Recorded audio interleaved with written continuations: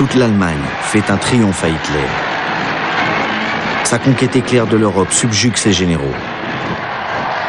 Il se croit désormais le plus grand chef de guerre de tous les temps, l'égal de Napoléon.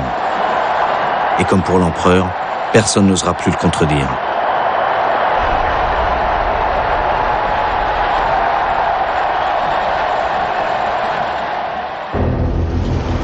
Les Allemands occupent les îles anglo-normandes, Jersey et Guernesey. Un premier pas vers l'invasion de la Grande-Bretagne. Hitler attend.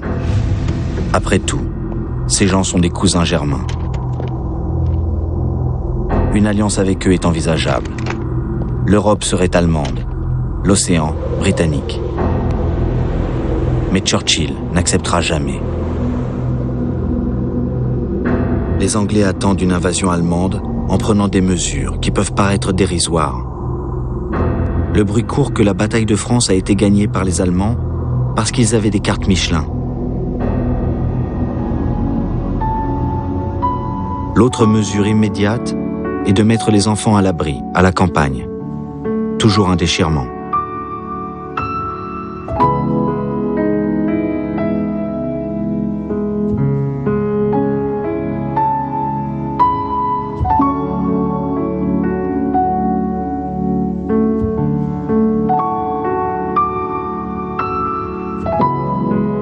Leurs grandes sœurs, leur mère et leur mamie s'engagent.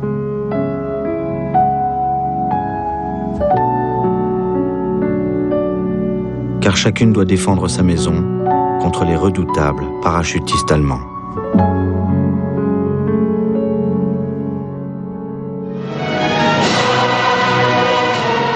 Sont ainsi volontaires pour la Home Guard, la défense locale, tous les hommes, même les vétérans de la guerre de 14, même ceux de la guerre des bourgs d'Afrique du Sud de 1902. Une mobilisation des bonnes volontés pendant que l'armée sauvée à Dunkerque se reconstitue. L'Amérique fournit les fusils, les mitrailleuses et les canons antiaériens, et l'entraînement se perfectionne.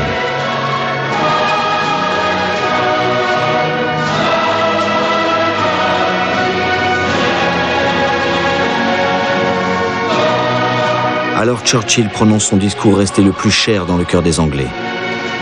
The battle of Britain is about to begin. Let us therefore brace ourselves to our duty. La bataille d'Angleterre va commencer. Nous devons rassembler toutes nos forces. Si l'Empire britannique existe encore dans 1000 ans, les hommes de ce temps diront « Ceux-là ont vécu leur moment le plus glorieux. »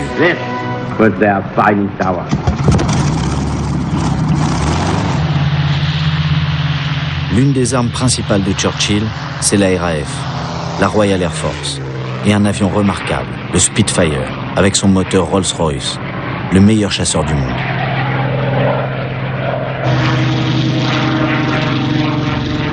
Les Anglais ont aussi une avance dans le domaine de l'électronique. C'est un Anglais qui a inventé le radar pour détecter les avions et permettre aux Ops Rooms, les centres de contrôle, de diriger les pilotes vers l'ennemi.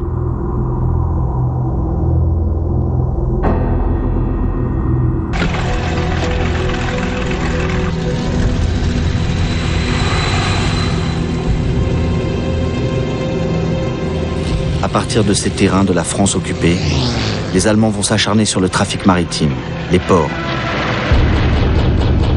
puis les terrains d'aviation du sud de l'Angleterre.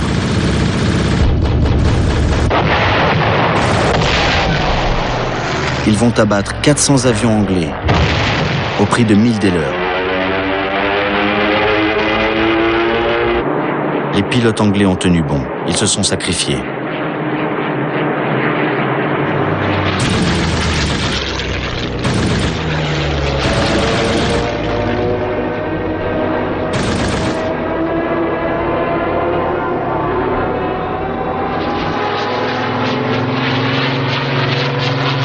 Churchill dit « Jamais dans l'histoire des conflits humains, autant d'hommes n'ont eu une dette aussi considérable envers si peu. » Hitler décide de reporter son plan d'invasion. C'est son premier échec. Alors il change de méthode. Il dit « Les Anglais se rendront quand leurs villes seront détruites. » les bombardiers allemands s'acharnent sur les villes comme Coventry et Londres. C'est le Blitz, le bombardement quotidien. Ce changement d'objectif est une erreur fatale d'Hitler. Parce qu'en fait, la Royal Air Force était bien sur le point de craquer. La RAF a le temps de souffler.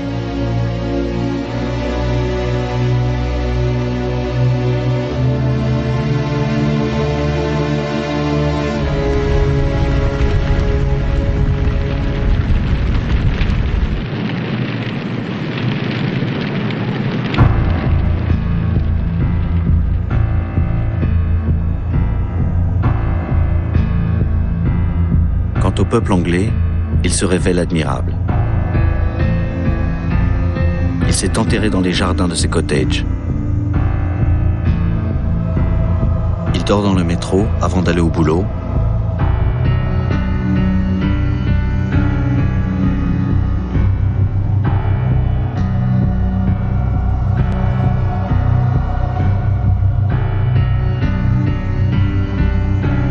Il ne perd jamais son humour, ni sa confiance.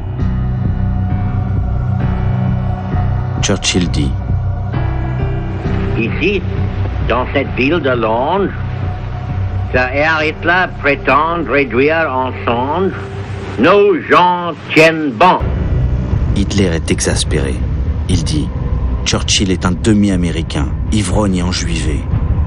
Comme à chaque revers, il va retourner sa hargne contre les Juifs.